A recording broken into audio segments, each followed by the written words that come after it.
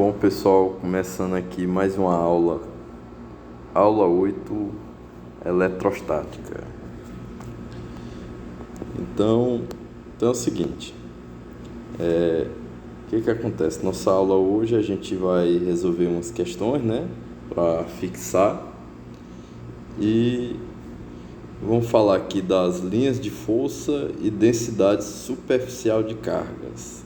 É uma aula expositiva do YouTube. Só para lembrar vocês, né, relembrando que quando uma carga é positiva, as linhas de campo elas estão saindo. É o caso dessa carga aí em vermelho. Essas linhas de campo estão saindo. Então, carga positiva, ela é uma carga de afastamento, né? As linhas de campo estão saindo de afastamento, carga positiva. E carga negativa, as linhas de campo estão entrando, né? Ela está atraindo. Carga negativa está atraindo, está entrando nas linhas de campo, ok? Vamos falar aqui de densidade superficial de cargas. Só voltando ao assunto lá, lembre que essa parte de linha de campo, ela já foi falada, né? Já foi muito batido, mas isso aí é importante. Densidade superficial de carga. O que acontece? No processo de eletrização de um corpo, as cargas se distribuem por igual, a depender da geometria do corpo. Então, o que acontece? Quando a gente leva em conta, por exemplo, uma esfera, né? Uma esfera, e você eletriza a esfera de alguma forma, né? Ou arrancando elétrons por atrito, ou passando elétron para ela, essas cargas elas vão se distribuir na superfície da esfera de forma por igual, de forma uniforme. E na física, essa medida ela é feita assim, como se fosse uma densidade, né? Lá em hidrostática. É uma densidade de cargas, né? Densidade superficial no sistema internacional, SI, são as cargas dividido pela área, né? Que é metro quadrado. Carga é medida em coulomb, né? E a área é em metro quadrado, né? Lembre que um coulomb é 1,6 vezes 10 a 19 elétrons, né?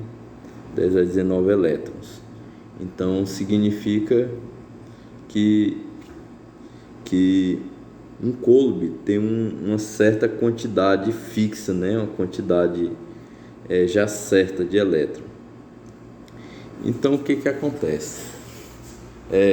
A densidade superficial é medida por essa letrinha aí, que parece um O, que é chamado sigma, né? Sigma. Essa letra é uma letra grega, sigma, letra minúscula. Então, você divide a carga pela área, no caso do corpo de uma esfera, né, que tem uma geometria simétrica. E no caso da esfera, a área de superfície é fornecida por esse valor aí, né, que é 4π vezes raio ao quadrado. Então, observe o seguinte: a área S, ela é o que? Ela é diretamente proporcional ao raio ao quadrado. Por quê? Porque é o seguinte, note que só depende a área de uma esfera, só depende do raio, porque esse 4 e esse π são fixos, né? São fixos. Então, o que acontece? Então, à medida que você aumenta o raio da esfera, a área externa da esfera vai sendo aumentada ao quadrado, né? Então, a área é diretamente proporcional ao raio ao quadrado, ok? Né? Então, tá dando para entender. Então, vamos lá uma questãozinha aqui, né? Vamos lá uma questãozinha. O que acontece?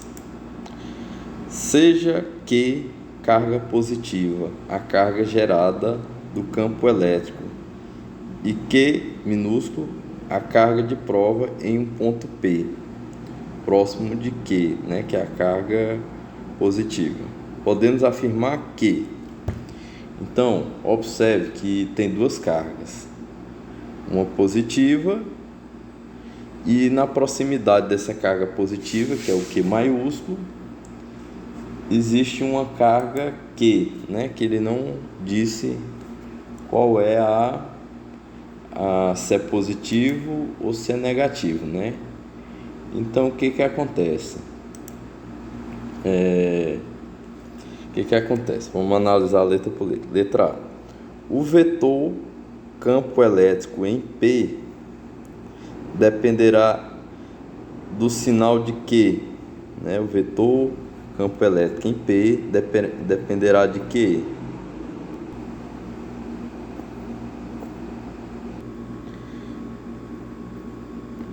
Então, pessoal, voltando aqui, só uma pausazinha.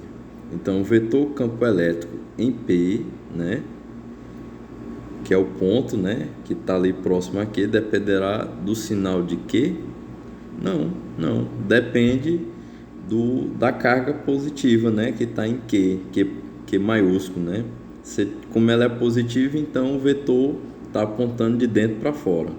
Então, letra A não está correta. O módulo do vetor campo elétrico em P será tanto maior quanto maior for a carga Q? Não. Esse módulo ele depende apenas da carga Q maiúscula, né? Que é a carga que gera o campo elétrico. Então, não depende da carga de prova. Um campo elétrico ele depende apenas da carga que está provocando esse campo elétrico. Só depende das duas cargas quando é a força entre elas. Aí sim, depende tanto da carga que está gerando o campo elétrico como da carga de prova, né? A força. Mas o campo elétrico só depende da carga geradora do campo. C. O vetor campo elétrico será constante a qualquer que seja o valor de Q? Não depende nem de Q, né? Minúsculo, depende de Q maiúsculo. Letra D. A força elétrica em P será constante, qualquer que seja o valor de Q. Também não tem nada a ver. E letra E. O vetor campo elétrico em P é independente da carga de prova Q. Aí sim, é independente de Q minúsculo. Só depende de Q maiúsculo, ok? Então, letra E. E a fórmula é essa bem aí, né? E, que é campo elétrico, é igual a constante vezes Q maiúsculo dividido por distância ao quadrado. Então, esse E ele é diretamente proporcional à carga Q maiúsculo, que é da fonte geradora, né? E inversamente proporcional ao quadrado, né? Da distância, ok? Mais uma questãozinha. Só lembrando aqui, pessoal, que eu falei, fazendo uns cálculos aqui rápido, que é o seguinte: um elétron, um coulomb não significa 1,6 vezes 10 a 19 elétron, não. É o seguinte: um elétron vale menos 1,6 vezes 10 a menos 19 coulomb. Então, se você fizer uma regrinha de 3 aí, então quantos elétrons será menos um coulomb? Aí você fazendo os cálculos, você vai descobrir que vai ser necessário 6,25 vezes 10 a 18 elétrons para gerar um coulomb, né? Só uma correção aí, viu? Então é o seguinte. Então vamos lá. Uma carga positiva putiforme é liberada a partir do repouso em uma região do espaço onde o campo elétrico é uniforme e constante, né? Então, o que acontece? Tem lá o campo elétrico uniforme constante, né? Em toda a sua extensão, como se isso fosse possível, né? Mas na questão aí é mais teórica, né? Então, o que acontece?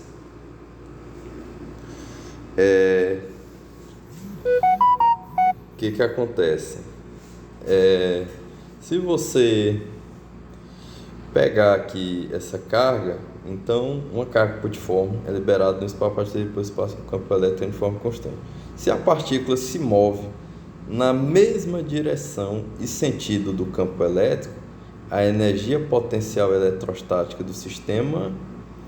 Então vamos lá. Quando é uma carga positiva, ela faz o que? Ela anda sempre contrária ao campo elétrico, né? E quando é uma carga negativa, ela sempre se atrai pela carga que está gerando o campo elétrico. Essa é a regra. Então, o que acontece? Se a partícula se move na mesma direção e sentido do campo elétrico, né? Mesma direção e sentido, então ela é uma carga positiva. E a energia potencial eletrostática do sistema, já sabemos que ela é positiva, né? Porque ela segue o campo, né? Lembre só, positivo segue o campo.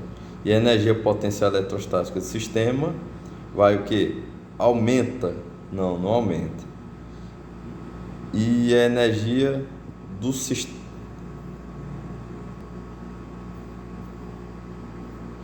Então, a energia potencial eletrostática do sistema aumenta. Potencial não, a potencial ela diminui, né? Porque quando ela está se movendo, o campo elétrico está gerando uma força sobre ela. Se gera força, gera aceleração, né? Força igual a massa vezes aceleração. Então, se ela tem aceleração, então significa que ela está ganhando velocidade. Se ela ganha velocidade, então ela está aumentando a sua energia cinética. Se aumenta a energia cinética, diminui a energia potencial. Então, a energia potencial eletrostática do sistema aumenta? Não. Diminui. A energia potencial diminui. E a energia cinética da partícula diminui? Não. Quando um aumenta, a outra diminui. Então, o que está acontecendo? A energia cinética está aumentando e a energia potencial está diminuindo. Letra C. A energia potencial eletrostática do sistema é a energia cinética da partícula permanece constante. Não permanece, aumenta, né? Energia potencial, letra D, aumenta? Não. Letra E foi a que sobrou. A energia potencial eletrostática do sistema diminui e a energia cinética da partícula aumenta, né? Aumenta. É isso aí, viu? Está ganhando velocidade, então está aumentando a energia cinética e, consequentemente, diminuindo a energia potencial. Então, letra E. E a fórmula é essa aí, a fórmula da energia cinética, né? Que é massa vezes velocidade ao quadrado sobre 2. Quer dizer que o aumento da velocidade é ao quadrado, né? A energia aumenta de forma exponencial com o aumento da velocidade, né? Então, chegamos ao fim aqui da nossa pequena aula, né?